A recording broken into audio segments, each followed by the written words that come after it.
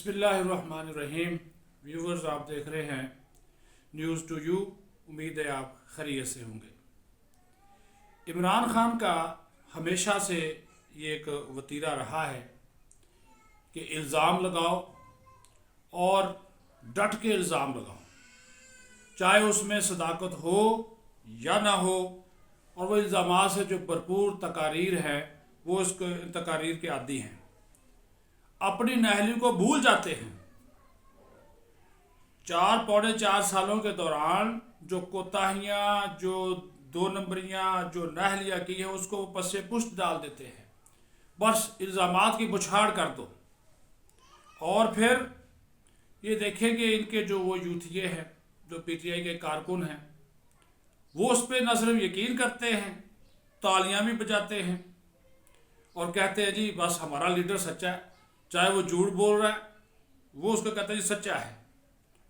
वो एक खातून थी, उससे किसी ने इंटरव्यू में पूछा, वो ज़मान पार के बाहर खड़ी थी, कि आपके लीडर के बारे में तो ये मशहूर है कि बद अखलाक और बद किरदार आदमी है, कोई उसकी ऑडियो वीडियोज़ है। तो उसने कहा जी अगर वो यहाँ पर आकर बगैर कपड़ों के भी खड़ा हो जाए तो हम नहीं कहेंगे कि उसने कपड़े जो है वो नहीं पहने हुए, वो हमारा लीडर है, फिर भी हमारा लीडर है। जब यहाँ तक लोगों के दिमाग ख़राब कर दिए जाएं तो फिर आप खुद अंदाज़ा लगाएं कि बात कहाँ तक पहुँचती है। और खान साहब अगर आईना देखें ना तो उनको पता चले कि वो कह क्या रहे हैं, वो कर क्या रहे हैं, उनको पता चले। लेकिन वो नहीं, आईना अगर देखेंगे तो उनको अपना असल उसमें नज़र आएगा। फिर वो शायद कोई शर्म और कोई ज़मीर नाम की चीज़ अंदर हो तो वो शायद वो फिर कोई उस पर ऊपर गौरव खौज करे, लेकिन वो लग नहीं रहा। अच्छा, अभी एक हालिया तकरीर में उन्होंने फिर जो है साबिक army chief general retired Qamar Javed Bajwa के ऊपर बेबुनियाद इल्ज़ामात लगाए। मगर सच ये है कि देखिए, ज़ाहिर है मैं भी डिफेंस की बीट करता हूँ, पार्लियामेंट की बीट करता हूँ, और जब ये इमरान खान वज़ीर आज़म थे उस वक्त मैं वज़ीर आज़म की बीट भी करता था, अब भी करता हूँ। लेकिन सच और हकीकत, क्योंकि बहुत से वाक़यात मुझे खुद भी याद हैं। क्या ये सच नहीं है कि जब इमरान खान वज़ीर आज़म थे तो उन्होंने ही चीफ ऑफ आर्मी स्टाफ को सियासत में और हुकूमत में जो है वो शामिल रखा। और उसकी वजूहात ये देखिए कि खुद भी खान साहब जो थे वो आर्मी चीफ, साबिक आर्मी चीफ की मरून मिन्नत वज़ीर भी आपने हुकूमत की है, सारा आपका दौरे हुकूमत उनके सर पर जो है वो चलता रहा।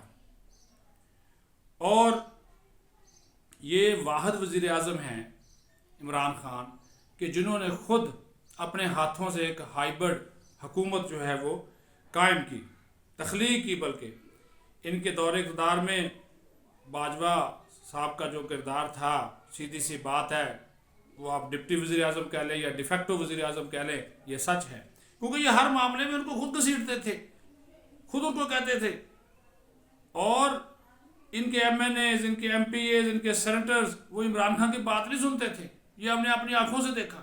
वो नहीं आते थे जब तक, और पार्लियामेंट से कोई बिल पास करवाना हो, और इसका इकरार खुद इमरान खान इंटरव्यूज़ में कर चुका है। कई इंटरव्यूज़ में उसने खुद इनकार किया, कोई बिल पास कराना हो, कोई पार्लियामेंट से लेजिस्लेशन करानी हो तो बाजवा साहब को याद किया जाता था, ताकि मेंबरान असम्बली पूरी हो चुके। और जैसा मैंने कहा ना, मुख्तलिफ इंटरव्यूज़ में इस चीज़ का वो खुद इकरार कर चुके हैं। और इस बात से भी इनकी नाअहली का अंदाज़ा लगाएं आप कि मुआशी फैसलों के लिए कमेटी तश्कील दी, 13-14 रुकनी वो कमेटी थी। उस कमेटी में भी जनरल रिटायर्ड कमर जावेद बाजवा साहब जो थे वो शामिल थे। और ये पहली बार होगा कि सियासी हुकूमत ने, बल्कि हुआ पहली बार कि सियासी हुकूमत ने मुआशी मसाइल हल करने के लिए आर्मी चीफ को कमेटी का हिस्सा बनाया। फिर बैरून मुल्क दौरों पर जाते थे, डरते थे, इनको साथ लेकर जाते थे। और वो बल्कि अगर वो साथ नहीं जाते थे तो फिर अकेले जाने से तो वैसे डरते थे, क्योंकि मुल्क इमदाद देने से इनकार न करे। तो या तो आर्मी चीफ साहब साथ जाते थे उस वक्त के जनरल बाजवा, या फिर वो पहले चले जाते थे और उन ममालिक से जाकर पाकिस्तान के हवाले से मामला भी वो तय करते थे। और इनका जो दौरे होते थे वो तो ज़ाहिर रस्मी से होते थे। फिर अपोजिशन को दबाना, इन पर केसेस बनवाना, और अपने ऊपर केसेस ख़त्म करवाने के लिए भी बार बार ये जनरल बाजवा को ही पुकारते थे। اس کی بھی ثبوت جو ہے وہ بہت سارے سامنے آ گئے، اور ان کی تمام اتحادی جماعتیں کبھی ان کے کہنے پر پارلیمنٹ میں نہیں آئیں، اور آخرکار یہ اپنی مدد کے لیے پھر پنڈی کو ہی کال کرتے تھے۔ بالا کوٹ واقعے کے بعد دیکھ لیں، جب پارلیمنٹ میں ساری جماعتیں بیٹھی ہوئی تھی، سب آ گئے، شہباز شریف آ گئے، ساری جماعتیں آ گئی، یہ وزیر اعظم تھا یہ نہیں آیا کیونکہ نہل تھا۔ اور یہ دیکھیں، اور پھر جب اسٹیبلشمنٹ نے اس کی حکومت جانے سے کوئی 2-3 ماہ پہلے اپنا ایک کردار متعین کر لیا جنوری فروری میں، تو انہوں نے کہا جی اب ہم یہ پولیٹیکل ہوں گے، تو پھر ان کو پتہ چل گیا، پھر یہ 3 ماہ بھی اس میں سے نہیں نکال سکے۔ اور وزیر اعظم کیا کر رہا تھا؟ وہ کیا کہتے ہیں کہ وہ عام لینے کے لیے وزیر اعظم بنے تھے۔ پھر اگر تمام تر غلطیاں اور کوتاہیاں ساری باجوہ صاحب کی تھی تو آپ وزیر اعظم تھے، آپ کیا کر رہے تھے؟ بطور وزیر اعظم آپ کا کردار کیا تھا؟ مگر اس دور میں تحریک انصاف کی رہنما چیف کو اپنا باپ کہتے تھے۔ وہ رات بھی شہریار وہ افریدی جو ہے اس نے اپنے ایک انٹرویو میں یہ کہا کہ ہم تو آرمی چیف کو اپنا باپ کہتے تھے۔ تو یہ سارے لوگ کرتے تھے۔